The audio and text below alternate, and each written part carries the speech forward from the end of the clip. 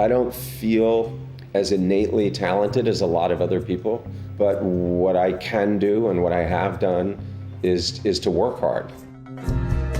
Few filmmakers are as chameleonic and industrious as Steven Soderbergh, but within his massive and diverse filmography, there are techniques and lessons he has taken with him throughout his career.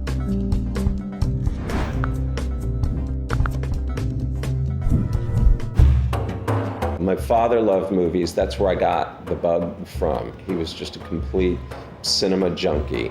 And so I saw a lot of films when I was young, and happened when I was 13 years old to get access to some film equipment. And it just didn't seem like a choice. It felt like, of course I want to do this. So I don't know how to describe my motivation. I didn't feel like I made a decision. Here we go. And action! Although Soderbergh doesn't consider himself a writer, he knows a good script, and it's what got himself into the industry to begin with. Nobody can keep me from writing. I have written, but I don't consider myself a writer by my definition. There are real writers, and I'm somebody who wrote and has written. That's different. But at that point in my career, I would write one thing, finish it, start another one. I was trying out very different genres to see like what, if any, I had a facility for, but I just felt like that's how you get in. You write a script that somebody goes, I like that script. For Soderbergh, a solid screenplay makes everything else easier.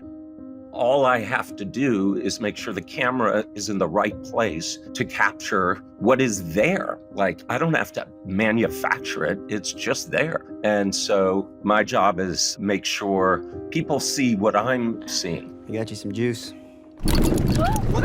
Oh my God. What's that shit? I'll grab a towel. Yeah! How we feeling tonight, ladies? Come on, let me hear it one more time. Come on. Equally important is casting. Casting mistakes are fatal. There are a lot of other compromises you can make on a movie that you look at and go, wow, I wish I'd not agreed to that. But if it's casting, that's, to me, it's binary. It's either the right person or it's not. Sweetie, there is no fixing it.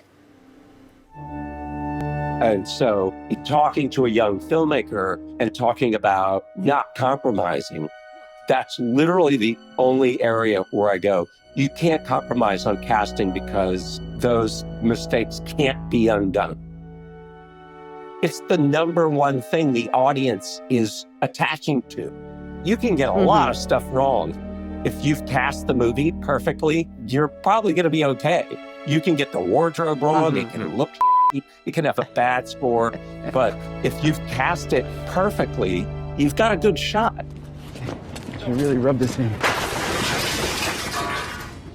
Apropos of that, on Out of Sight, again, I desperately need this job.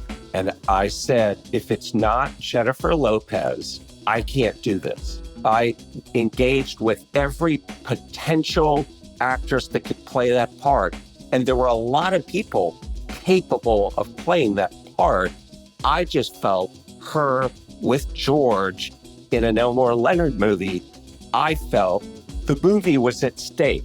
And I said to Casey Silver, if it's not her, I can't do this. And he was like, whoa. You win, Jack. Soderbergh's wide-ranging filmography can be split into two categories, the captured and the staged. The reference point is, Battle of Algiers and The French Connection. I just watched those two movies in a loop while I was preparing and making that film. It's the difference between staging and capture. Traffic is a movie in which you want to feel like you've captured it. Ocean's 11 is a movie in which you want to feel like it was staged. And this very elaborate thing suddenly ends up in this shot, and it's just so, and it's all choreographed. That's the pleasure of that. But the pleasure of something like Traffic is feeling this whole thing is out of control. And when I see something, it's like snatched. It's not staged. And I like both of those. So it just depends on what the script is. And when it comes to capturing, Soderbergh likes to be the one to do it. He is often the cinematographer on his films. What I was discovering through the films prior to Traffic was I like things to look a certain way. There's certain photographic principles that I'm sort of attached to. And I didn't have control of the set, and it was making me crazy. I decided that the trade-off of me not being Chivo or any of the people that I consider to be at the top of this field, I'm not that, but I'm willing to trade that for the momentum and the feeling that I get by having that responsibility. So to me, it's worth it to make that trade. And I worked with very good cinematographers and I drove them crazy. And they were all very kind to me. But Soderbergh also knows when to delegate. I try to tell young filmmakers how important it is to have really, really good producers. Don't fall into this trap of, I can do everything myself. You need really good producers. You really do. Good producers allow set to use momentum. We start blocking, and as soon as I see something start to emerge, we start shooting. Sometimes I see the whole thing, but if I've seen enough to get 4 or 5 shots in, I'm like, let's go. Let's just start. Because I know once I get to shot 4 or 5, now I know what 6 through 10 is.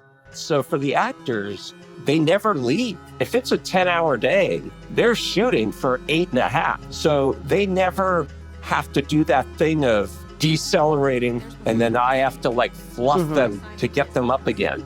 They're just there and they're in it and they stay. What I found is this process, they like being around it. So even if they're not in the shot, they just stay there to watch what's happening with the other cast members. That momentum and that feeling to me translate. I am being held here against my will. Please send help. Perhaps above all else, Soderbergh's career is a testament to forcing yourself out of your creative comfort zone. At the end of the day, it's my job to adapt. I got to figure it out. What you don't want to do is just keep doing the same thing over and over that doesn't seem to work. In the aftermath of Black Bag, I have to look at that. I mean, that's a sexy cast, and the movie's 95 minutes long, got good press. All of them did everything that we asked in terms of promoting the movie. I'd be stupid if I came out the other end of that and went, I'm going to do exactly that same thing again. It was right, it was brave, and it was noble. I've got to figure out, well, how do I find something that I'm in love with that has the potential to reach a broader audience than what I've been doing? All I can do is just keep looking and keep thinking about that, because you don't make these things to be seen in a closet. I am incarcerated. You want people to see them, and it's no fun for somebody to go like, oh, what have you been doing? Oh, I did this thing, right? And they're like, oh, did that come out? That's not fun. And so that's my job. It's like, okay, I got to find something. I can keep doing things like Presents that I just do completely on my own. And those are fun, but I don't want to just do that. Get the f*** away from her! It's fun to work on a big canvas sometimes. You know what I mean? And so I've just got to find something where I'm looking for something that I feel has some scale and also has the potential, to be seen by a lot of people. And it's tricky, that Venn diagram of what I like and what could work.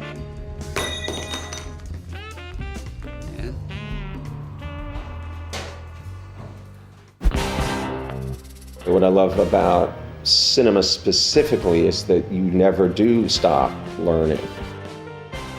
Ready to challenge yourself? Get your own movie started with Studio Binder's storyboarding, shot listing, and scheduling softwares. Until next time, keep working.